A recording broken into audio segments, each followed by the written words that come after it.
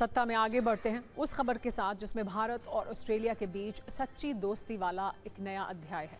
Deal है, कूटनीति की पिच पर क्रिकेट वाली बातचीत है। आर्थिक सहयोग, रक्षा और सुरक्षा सहयोग, ऊर्जा और महत्वपूर्ण खनिज वाले समझौते हैं। पीएम मोदी 3 दिनों के ऑस्ट्रेलिया दौरे पर हैं। आज उन्होंने ऑस्ट्रेलिया के प्रधानमंत्री एंथनी एल्बनीज से मुलाकात की। मीटिंग के बाद जॉइंट प्रेस कॉन्फ्रेंस में समझौतों की घोषणा की गई। आपको बताएंगे भारत और ऑस्ट्रेलिया में किन क्षेत्रों में समझौते हुए हैं। पहले बात करते हैं कूटनीति की पिच पर क्रिकेट वाली बात की, जिसकी चर्चा हर तरफ हो रही है। मेलबर्न में मौका ऑस्ट्रेलियाई पीएम एंथनी एल्बनीज से मुलाकात का था। पीएम मोदी ने ऑस्ट्रेलिया के साथ रिश्ते को क्रिकेट के टर्म में समझाया। उन्होंने कहा कि भारत ऑस्ट्रेलिया की बैठकें क्रिकेट जैसी होती हैं। एजेंडा वनडे इंटरनेशनल की तरह ही फोकस्ड होता है। फैसले T20 क्रिकेट की तरह तेजी से लिए जाते हैं और पार्टनरशिप टेस्ट मैच की तरह लंबी और गहरी होती है। आप सुनिए पीएम मोदी ने कैसे क्रिकेट की भाषा में कूटनीतिक बात की। क्रिकेट भारत और ऑस्ट्रेलिया के रिश्तों की अपनी डिप्लोमेटिक लैंग्वेज है, इसलिए हमारी मीटिंग्स भी क्रिकेट जैसी लगती है। एजेंडा वनडे जैसा फोकस है, डिसीजन T20 जितने तेज है और पार्टनरशिप टेस्ट मैच जितनी लंबी और गहरी। आज मेलबर्न में पीएम मोदी ने ऑस्ट्रेलिया भारत वार्षिक लीडर्स समिट के तहत कई महत्वपूर्ण कार्यक्रमों में हिस्सा लिया। ऑस्ट्रेलियाई पीएम के साथ द्विपक्षीय बैठक की, जॉइंट प्रेस स्टेटमेंट जारी किया। इसके अलावा पीएम मोदी और ऑस्ट्रेलिया के पीएम ने बिजनेस लीडर्स के साथ इवेंट में हिस्सा लिया, जहां आर्थिक सहयोग और इन्वेस्टमेंट पर चर्चा हुई। आपको बताते हैं भारत और ऑस्ट्रेलिया के बीच हुई डील के मायने क्या हैं, किन क्षेत्रों में सहयोग पर बात हुई है, कैसे इसे दोस्ती और डील का नया अध्याय कहा जा रहा है। आप समझिए, दोनों देशों में रक्षा और सुरक्षा सहयोग पर समझौते हुए हैं। इसके तहत सैन्य अभ्यास और सेनाओं के बीच तालमेल बढ़ाने पर सहमति बनी है। परमाणु सहयोग भी इस डील का एक अहम हिस्सा है। भारत को ऑस्ट्रेलिया यूरेनियम सप्लाई करेगा। बिजली के क्षेत्र में इसे बड़ा कदम माना जा रहा है। क्रिटिकल मिनरल्स वाली डील भी हुई है। दोनों देश लिथियम समेत कई महत्वपूर्ण खनिजों की सप्लाई चेन और प्रोसेसिंग में मदद करेंगे। समुद्री सुरक्षा इस वक्त एक बड़ा मसला है, इस पर भी कई समझौते हुए हैं। भारतीय तटरक्षक और ऑस्ट्रेलियाई मैरीटाइम बॉर्डर कमांड के बीच MOU साइन किया गया है। व्यापार और निवेश की बात करें तो ECTA को आगे बढ़ाकर CECA पर काम किया जा रहा है। इसे आर्थिक साझेदारी का अगला चरण माना जा रहा है। ECTA का मतलब है Australia India economic cooperation and trade agreement. ये 2 अप्रैल 2022 को साइन हुआ था, 29 दिसंबर 2022 से लागू है।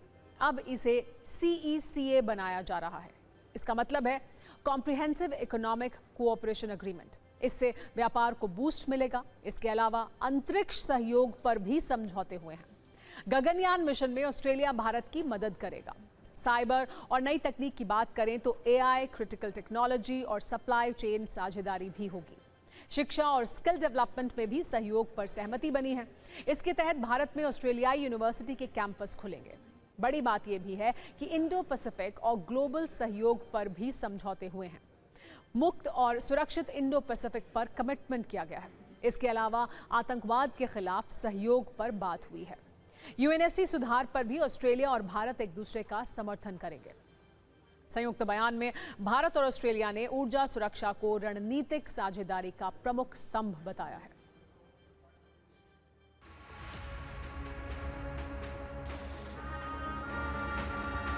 Australia values India as a top-tier security partner, and the declaration reflects our shared commitment to a peaceful, stable and prosperous Indo-Pacific region. Indo-Pacific केवल 2 महासागरों का संगम नहीं है, यह भारत और ऑस्ट्रेलिया जैसे लाइक माइंडेड डेमोक्रेसीज के शेयर्ड एस्पिरेशंस का भी प्रतीक है। Please welcome the Prime Ministers of Australia and India. Today we can confirm the signing of the administrative arrangement to enable uranium exports to India for peaceful purposes under the 2015 Australia-India Nuclear Cooperation Agreement. They spoke very glowingly about each other and the impact. Nuclear energy के क्षेत्र में आज हमने एक महत्वपूर्ण समझौता किया है। इससे ऑस्ट्रेलिया से भारत को यूरेनियम सप्लाई का मार्ग खुलेगा। Prime Minister Modi, I thank you sincerely, you and your delegation, for your warm engagement. While we are separated by an ocean, we are indeed the closest of friends. Bharat और Australia में हुई deal का सबसे अहम विषय है uranium, जिसकी चर्चा कई बार पीएम मोदी ने की है। आपके मन में एक प्रश्न ये होगा कि भारत को यूरेनियम की जरूरत क्यों है? बिजली बनाने के लिए यूरेनियम की जरूरत होती है। आपको ये बता दें कि भारत सरकार ने 2070 तक नेट जीरो उत्सर्जन का लक्ष्य रखा है। इसका मतलब ये बिल्कुल नहीं है कि भारत 2070 तक कार्बन डाइऑक्साइड या अन्य ग्रीन हाउस गैसों का एमिशन पूरी तरह शून्य या बंद कर देगा। इसका सीधा मतलब एक संतुलन बनाने से है। यूरेनियम से बिजली बनाने पर, कोयले से बिजली बनाने पर निर्भरता कम होगी। एक जानकारी आपको ये भी दे दें कि भारत इस वक्त 4 देशों से यूरेनियम खरीद रहा है। कजाकिस्तान भारत का सबसे बड़ा यूरेनियम सोर्स है। यहाँ से 40 से 50% यूरेनियम भारत खरीदता है। कनाडा से 20 से 30% यूरेनियम खरीदा जाता है। रूस से 10 से 15% यूरेनियम भारत खरीदता है। वहीं उज़्बेकिस्तान से भी करीब 10% यूरेनियम भारत खरीदता है। पीएम मोदी के ऑस्ट्रेलिया दौरे के दौरान एक और तस्वीर ने सुर्खियां बटोरी। वो है भारतीयों से पीएम मोदी के संवाद की तस्वीरें। आज पीएम मोदी ने 30,000 भारतीयों को संबोधित किया।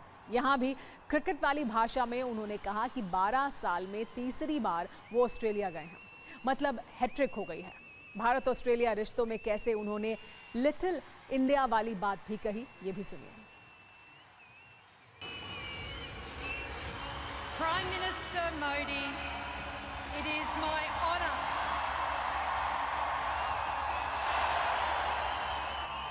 मेलबर्न शहर एक दिन में ही 4 सीजन के दर्शन करा देता है, लेकिन भारतीय समुदाय ने अपने कल्चरल कलर से इसको और वाइब्रेंट बना दिया है। भारत जब मदद भेजता है तो पासपोर्ट का रंग नहीं देखता।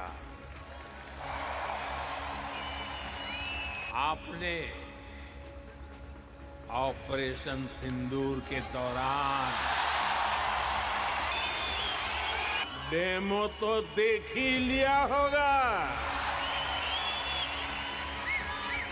धमाके आतंकियों के अड्डों पर हो रहे थे और गूंज पूरी दुनिया में सुनाई दे रही थी। आप ऐसे ही भारत ऑस्ट्रेलिया संबंधों को अपने जोश से भरते रहिए, चौके छक्के मारते रहिए। आपकी सफलता में ही भारत और ऑस्ट्रेलिया की सफलता है।